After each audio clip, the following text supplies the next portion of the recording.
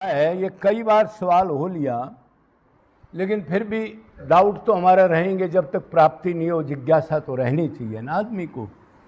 जैसे संसार की जिज्ञासा होती है, ये देखूं, ये देखूं, ये देखूं, इससे मेरा कल्याण हो जाए, मेरे को कुछ मिल जाए।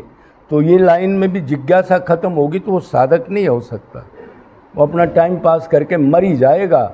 आखिरी चिंतन कहाँ होगा भगवान जाने उसका। जिज्ञासु भगत जरूर होना चाहिए। अर्थार्थी, आर्थ, जिज्ञासु और ज्ञानी अबलिक प्रेमी, 4 प्रकार के भगवत गीता में बताएं। चलो ये अगला चैप्टर है ये। अभी एक भाई का सवाल है, भगवान हमारे हृदय में रहते हैं फिर भी हम पाप कर्म क्यों करते हैं और इससे कैसे बचें? ये सवाल है। तो क्या मतलब क्यों करते हैं? माया के अधीन हैं? माया के अधीन इसलिए तो गलत काम। सब कुछ हमारे पहले जन्म के संस्कार है। देखो, हाँ संस्कार तो हैं ही, अभ्यास है हमारा।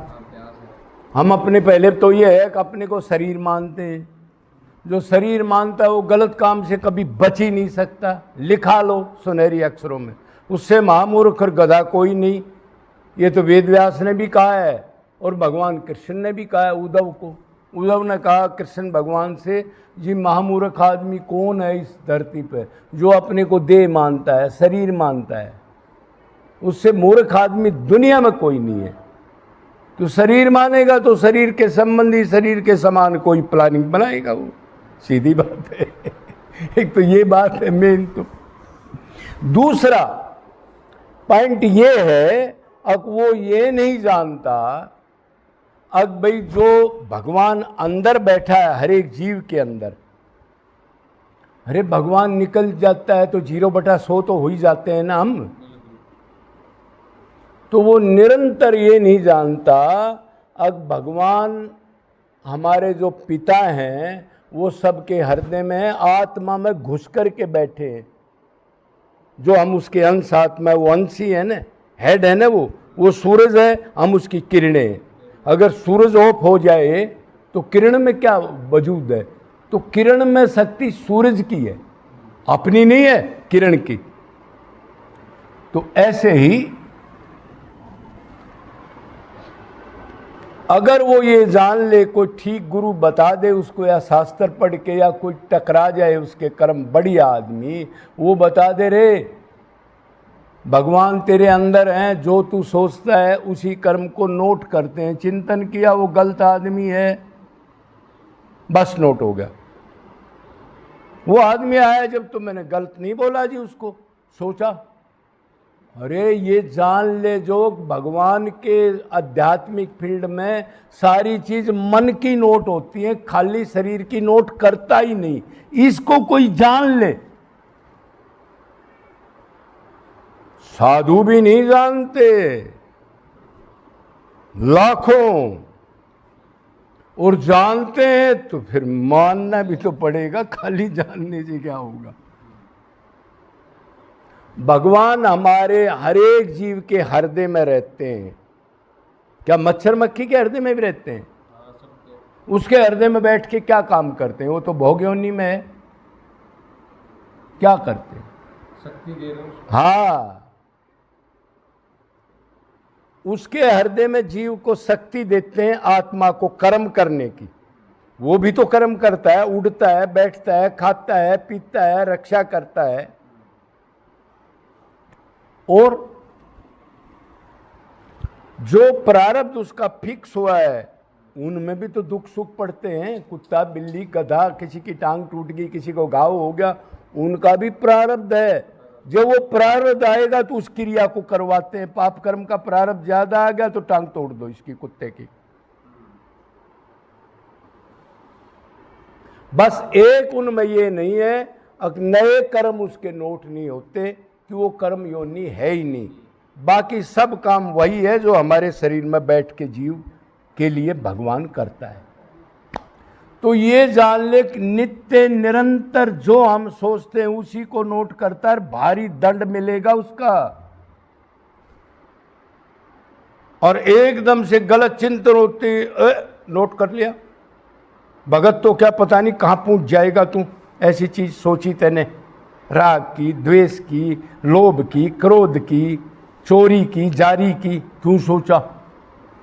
ये एक मेन इलाज बता रहा हूं, इसको कोई जान ले तो 50% भगत वो बन जाए बगैर शास्त्र के, कुछ नहीं पढ़ना। क्यों? पाप कर्म को छोड़ देगा, सतोगुण में चला जाएगा, फिर नोट हो जाएगा, नोट हो जाएगा।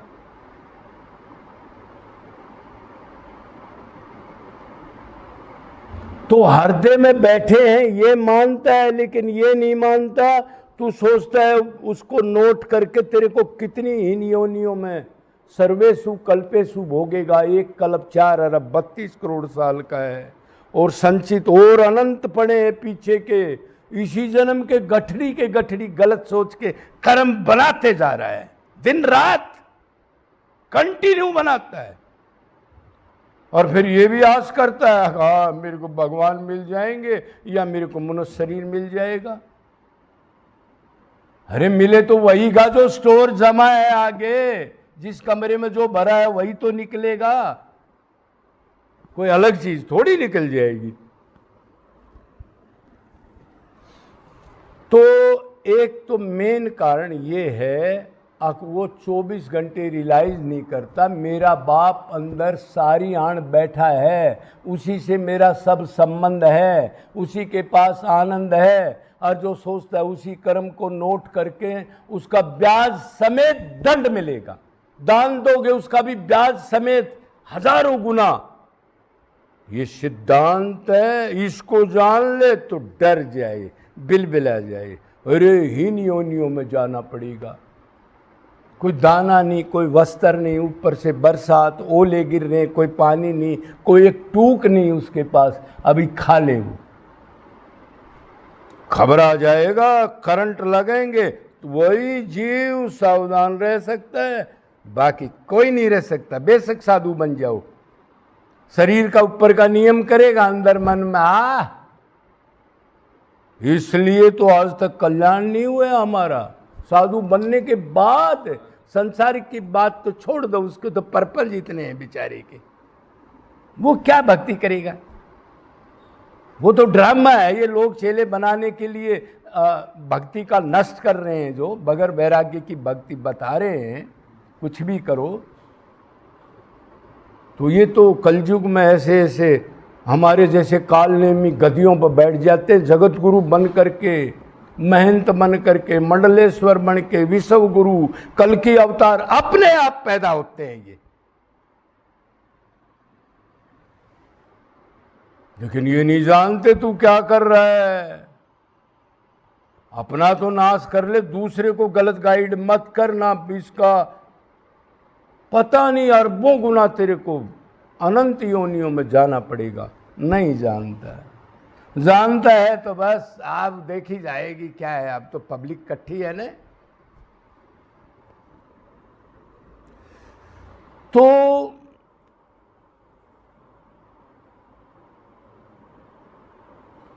एक मेन रीजन यही है। अब जानते, पहला रीजन मैंने बताया अपने को शरीर मानना, शरीर मानते ही पाप शुरू हो जाएगा। दूसरा रीजन बताया, इसको रियलाइज ना करना, हृदय में बैठा है, जो सोचते हैं उसी को नोट करता है, और कई गुना जा करके पाप कर्म का दंड मिलेगा। दो मेन रीजन है। शरीर का रीजन तो आप जानते ही हो, अपने को शरीर मानेगा, शरीर के संबंधियों में मन लगा देगा, उनके लिए 5 इंद्रिय उनका सुख को निकल के सुबह शाम, और आँख का, कान का, नाक का सुख ला ला करके गद्दारी, मक्कारी, धोखा, झूठ बोल के उस सामान को इकट्ठा करेगा। दो रीजन है। और फिर तीसरा ये है, चलो डुप्लीकेट रिलीफ में मिल जाए उसको, फर्स्ट एड वाली। अब सेवा दान निरंतर कर दे तो आगे जाके कुछ हिसाब किताब अगर कागजों में देख के सोचे ये काम तो कर रखा है, चलो यार मनुष्य शरीर दे दो इसको, अब की बार कोई बात नहीं। वो भी नहीं करता, मनमाना आचरण, धर्म का पालन भी नहीं, कुछ नहीं करेगा। कसम खा ली 84 में जाके भोगूंगा मैं। अब क्या इलाज करे ऐसे आदमी का? भरत गिरते गिरते कोई तो ठिकाना हो, इतना तो ना गिरे आदमी, अब पाताल में चला जाए, कोई ढूंढने वाला ही नहीं ढूंढ सकता। कोई तो हिसाब किताब होना चाहिए। फिर ये देह किस लिए मिली? सिर्फ बाथरूम भरना, उल्टा काम करना, खाना बाथरूम भरना। ऐसे आदमी को क्या कह सकते हैं हम? उसी को कहते हैं मलमूत्र की मशीन है, कुछ नहीं है वो। जी जी।